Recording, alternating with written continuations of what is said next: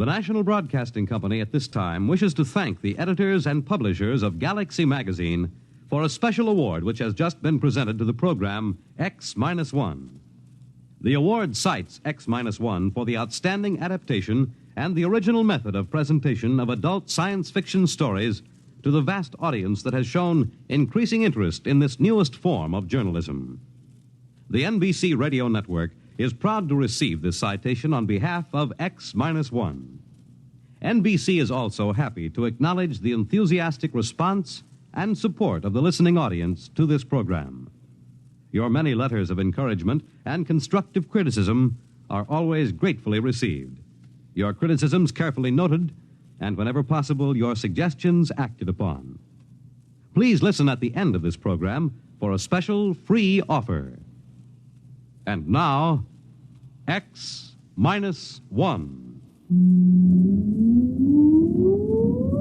Countdown for blast off.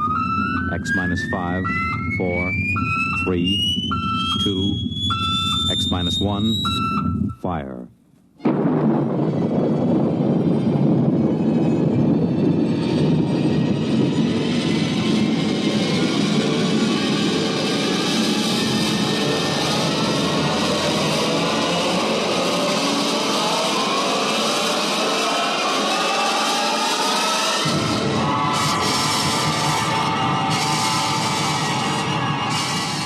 From the far horizons of the unknown come transcribed tales of new dimensions in time and space. These are stories of the future, adventures in which you'll live in a million, could be years, on 1,000 maybe worlds. The National Broadcasting Company presents X minus 1.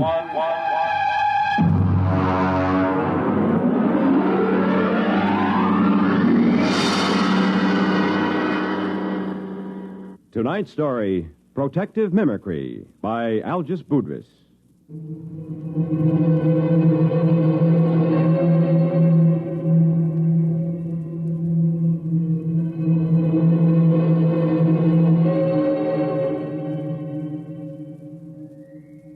Frankly, I think I'll probably have to take my expense account clear up to the Central Gallic Civil Service Board.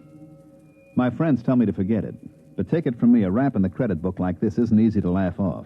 Not on a grade 4 civil service pay scale. So I've made my beef out in quadruplicate and filed it. Usually, a special agent in United Galactic Federation's Department of the Treasury, Investigations Division, Currency Section, doesn't have much trouble with his swindle sheet. But this one's a corker. To understand, you got to know how they make the stuff. The Ungallic Mint is in New Geneva on Canopus 3. I remember I went around with the 40 Deci credit tour when I first joined the staff. The guide was a cute little brunette from one of the Rim stars who was later fired following an annual Pan Solstice office party. I didn't pay much attention to her spiel. She was dressed in the new neo-Minoan style, but I got the general idea.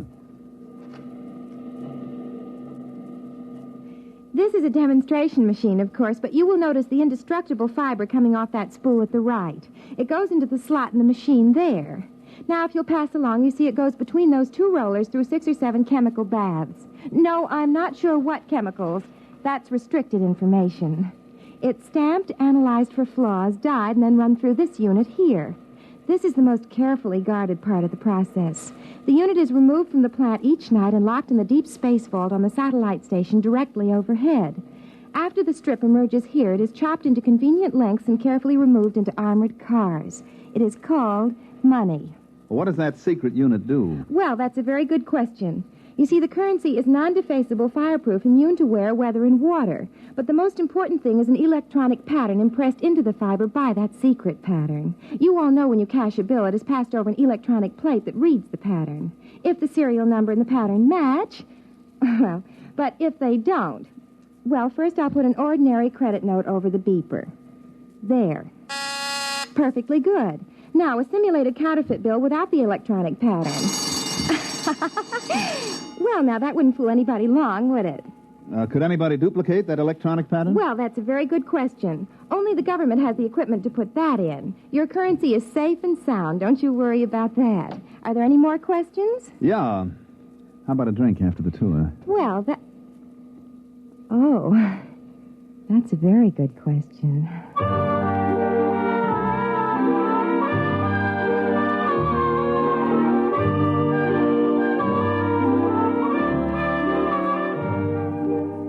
sure was. So was the answer. Well, getting back to money. The engraving, the chemical composition of the ink and the fiber would be tough enough to duplicate. But that electronic pattern snaps the clincher on it. That's why Chief Inspector Saxgard of my division looked sourly at me when I came into his office and spread a fistful of credit notes on his desk. What's that? What's it look like? A handful of 50s. Why? Put a couple of them over your beeper plate. Okay.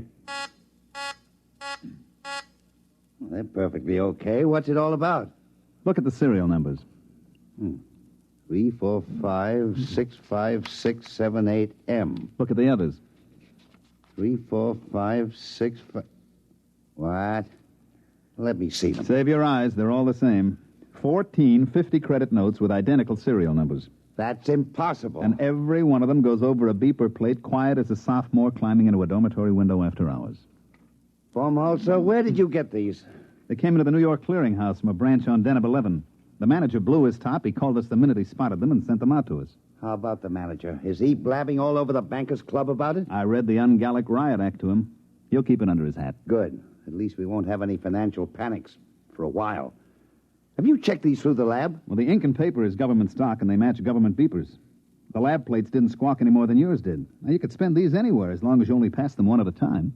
Baumholzer, you know, since the beeper plate came in, we've been sitting on our tails in this department, building up our pensions. Oh, I wouldn't say that. Neither would I outside this office. But you know darn well nobody can expect to counterfeit a bill and get away with it. It's only because throughout the universe there's a certain percentage of people who will try anything once, and a corresponding percentage of purblind idiots who will accept anything with engraving on it as money that we're here at all. Now, I've seen cigar coupons and crayon sketches come into this office. I've seen premium offers from household magazines, jet bus transfers, where some people would try to pick a Yale lock with a quarter of a pound of butter. Now, the only reason any queer can pass is because some goggle-eyed nudnik neglects to use his beeper plate. But I worry.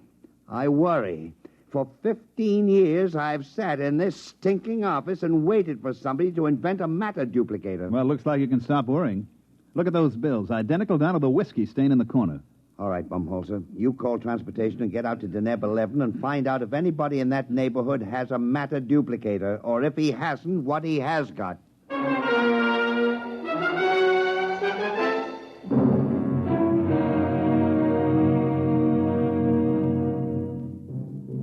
I picked up the department shuttle to the satellite and made fair connections up to Deneb 11.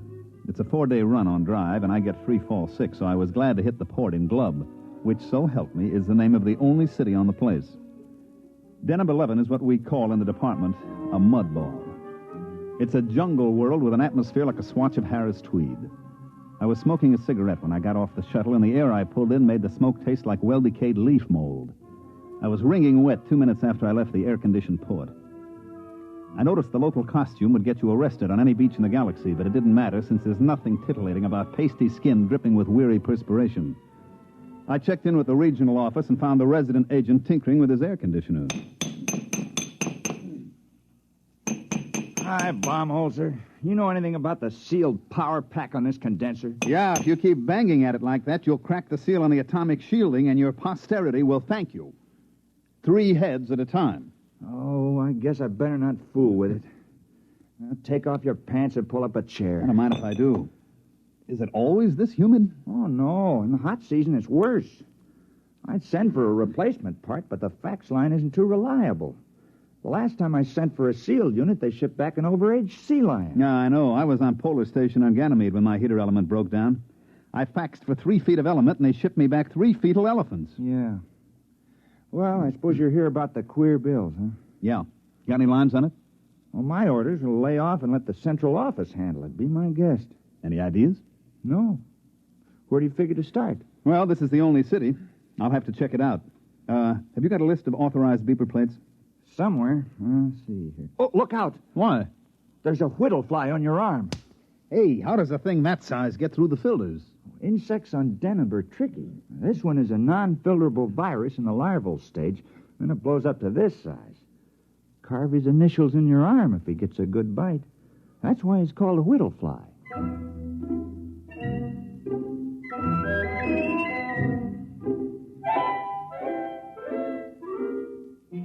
whittlefly was only one of the darlings that made the fair city of Glub a garden spot.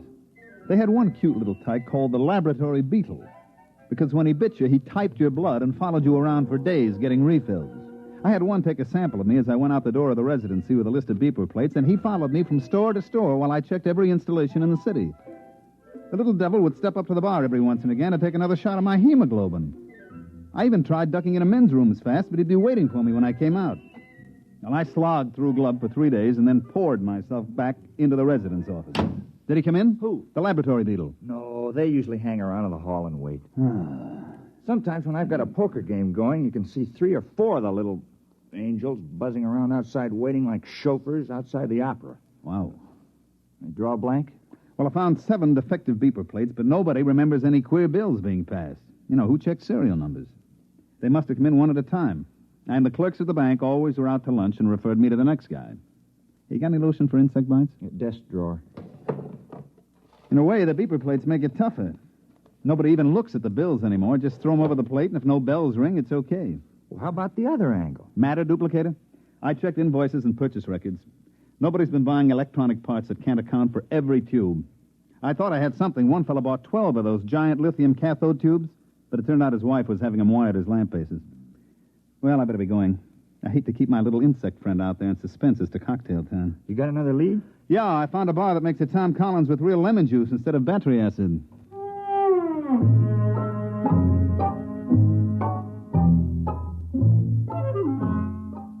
I managed to duck my lab beetle in a revolving door. He went around twice and shot out into the street, so I settled down at a table at the bar and tried to make believe that I couldn't taste Deneb 11 atmosphere in my Tom Collins.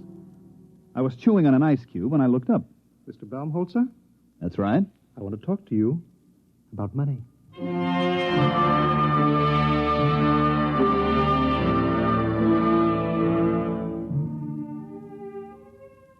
He was a terrestrial, but he'd been on Deneb a long time because he was wearing the native garment about the size of a 5-pound sugar sack.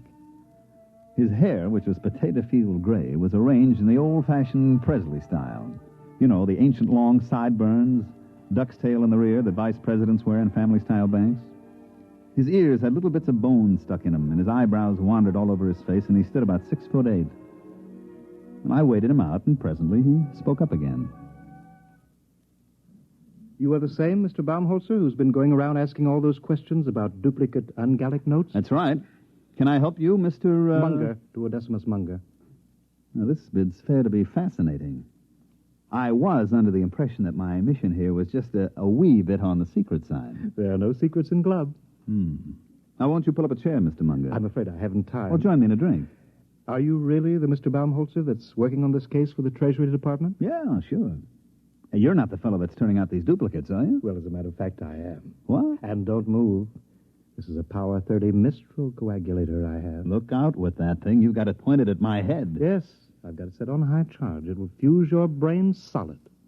Well, what else is new? Now, Mr. Baumholzer, stay right behind that table. Now, let's not make any rash decisions now. Well, I can't very well see how I could let you live. Oh, come on. Try.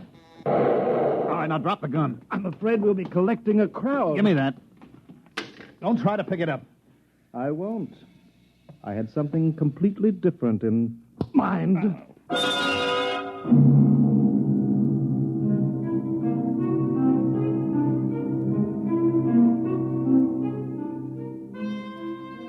Just like in those ancient legends the archaeologists keep digging up, the ones with the hard-boiled detective and the beautiful blonde, I felt the traditional roof fall in on the back of my head.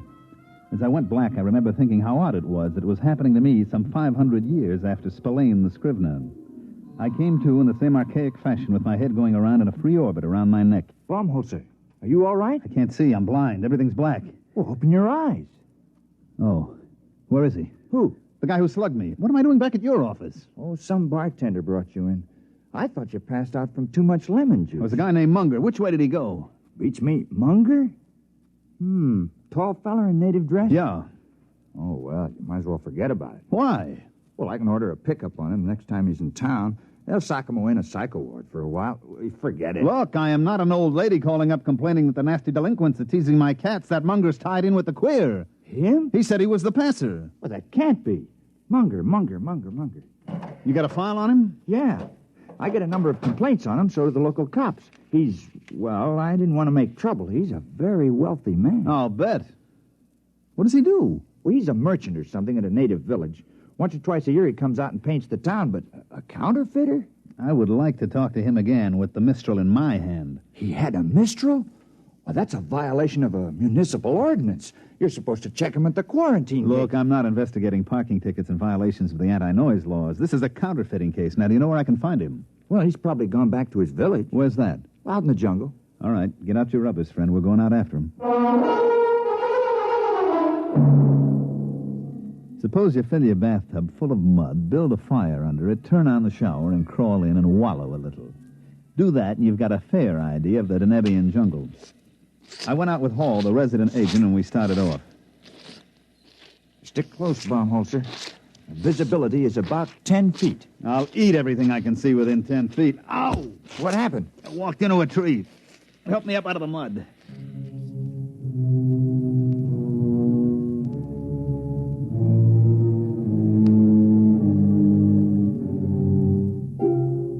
We puddled on for a couple of hours. The rain was so thick I didn't see the trees until I bounced off of them and sat down in the warm mud.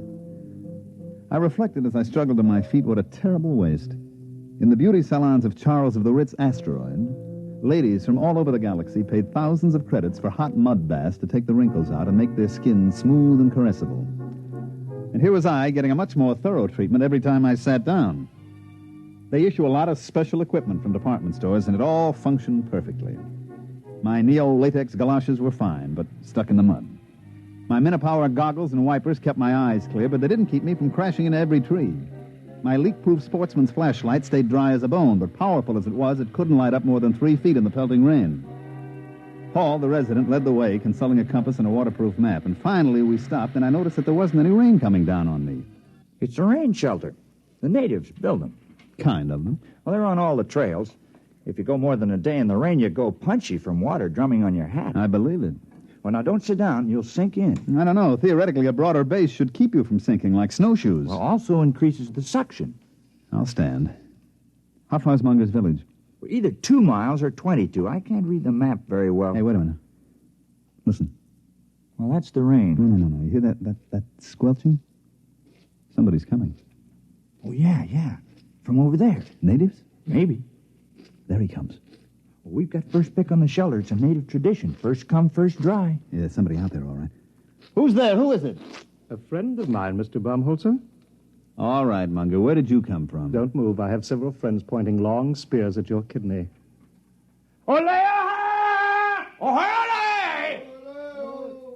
Shall we go, gentlemen, back to my village? I believe you were looking for it.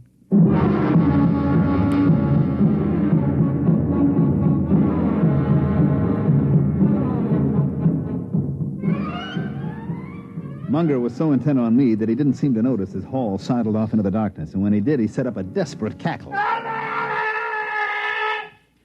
He had a few of his fraternity brothers chase down the trail with spears waving wildly, but they came back murmuring some kind of a Choctaw, which seemed to carry the implication that Hall had gotten away like a big-bottomed turtle. Well, Mr. Baumholzer, your companion's action has saved your life for a while. Yeah, he'll bring back a platoon of Marines, and they'll reduce that village to a bullion cube. We'll just have to hold you as a hostage in case help should arrive. Thanks. At any rate, shall we get back to the village?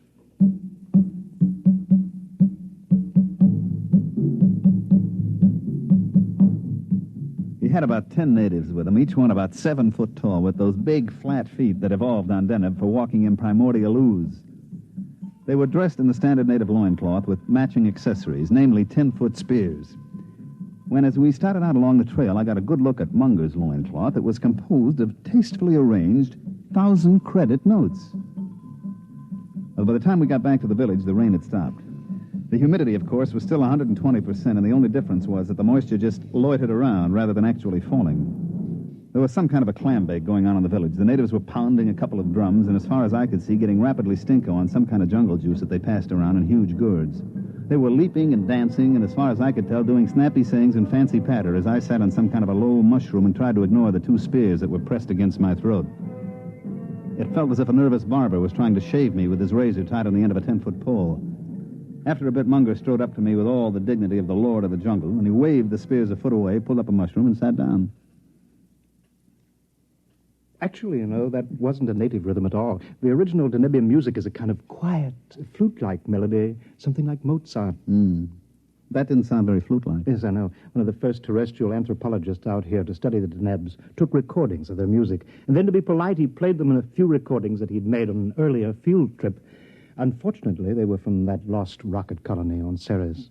Their music was a degenerate ancient form called, I believe, Roland Rock.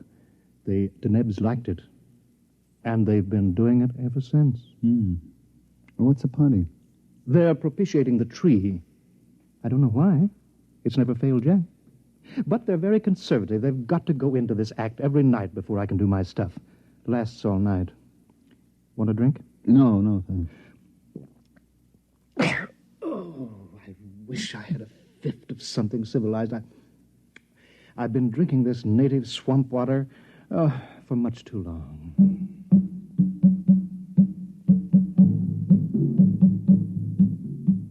He was right. They kept it up all night, and I sat trying to figure out in which hut Munger kept his machinery to make those duplicate bills. Finally, the weak light that passes for dawn on Deneb came up, and the natives quit hollering.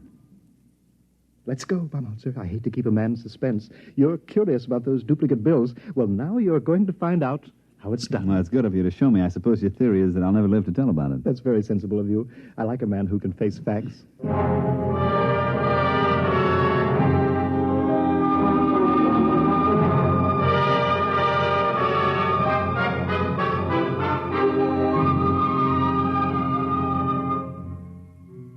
We walked across the mud square to the base of a tremendous tree, which I gathered was the guest of honor for last night's shivaree. I still couldn't see the connection, but I was willing to wait. The natives sat around in a deathly hush, and Munger and I stepped forward. You notice? Nothing up my sleeves. As a matter of fact, no sleeves. And not much arm, either. Now, I take this 50-credit note. Care to examine it? Oh, I've seen it, and 14 others like it. Yes, I only use a 1,000-credit bill when the natives need new loincloths. These 50s are a lot easier to dispose of. Oh, I don't know. I traced them to you. But that was a mistake. One of my contacts got a little greedy, spent too many bills in one place. All right. Now, I used to have the natives make a loud noise, but I'll use your gun instead here. You see, I take this bill, fold it, so, and so, and so, and there. What are you making a paper plane for? Just watch. I raise the note in one hand, I aim at the tree, and I fire your gun up in the air. Like this.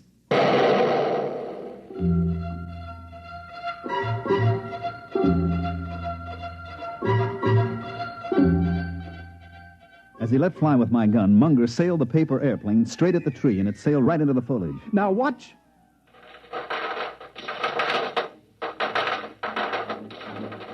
The bill came sailing back out of the leaves, and right behind it came another one. And then the air was filled with paper planes, squadrons, wings, armadas of paper airplanes, each one made up of a folded 50-credit note.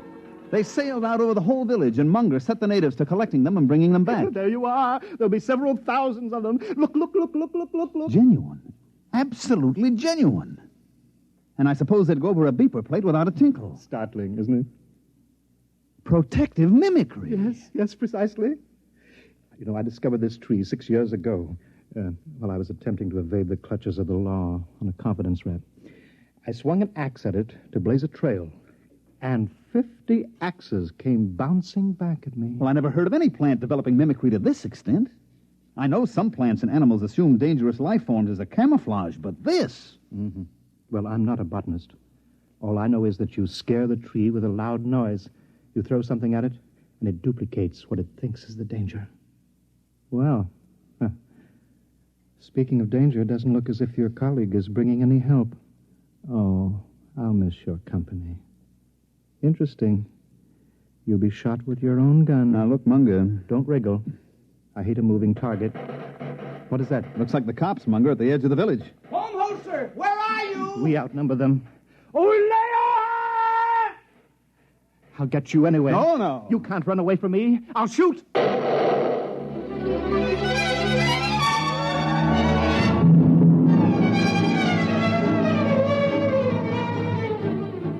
broke for the other side of the square, and just as he shot at me, I tripped over a pot and went flying smack into the tree.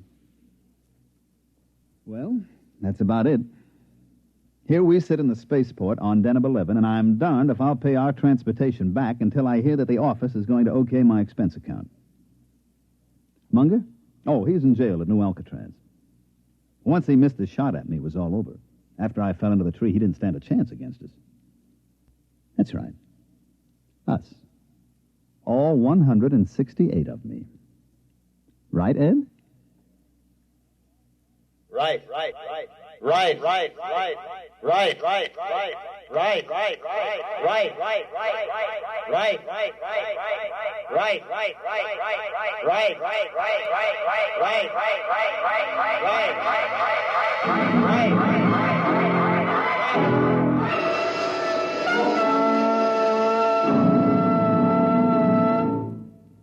You have just heard X-1.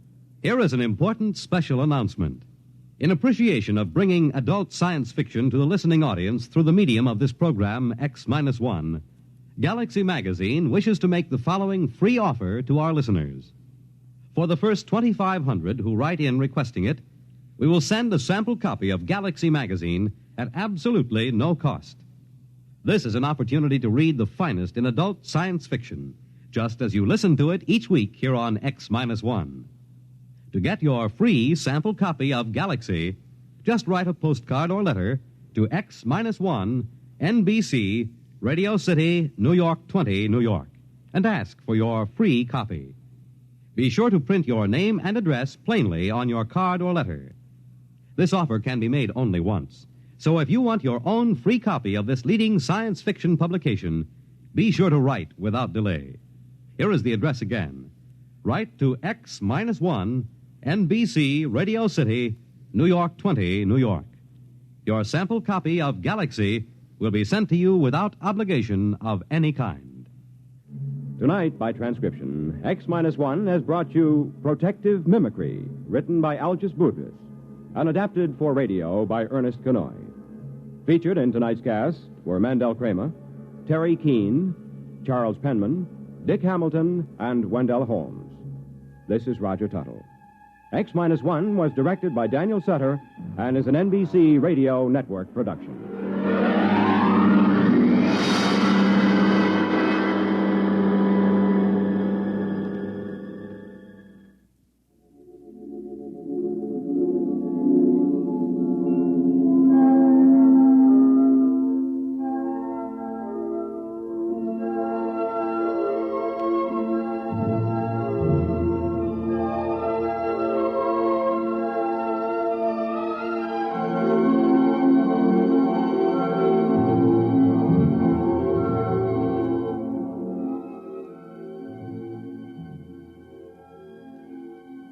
Remember, for your free sample copy of Galaxy, just send a postcard to X-1, NBC, Radio City, New York 20, New York. Now be sure to print your name and address plainly on your card. This offer can be made only once, so if you want your own free copy of this leading science fiction publication, be sure to write without delay. The address again, X-1, NBC, Radio City, New York 20, New York. The Roaring Twenties in song and story. Hear Gordon MacRae in The Best Things in Life Are Free tonight.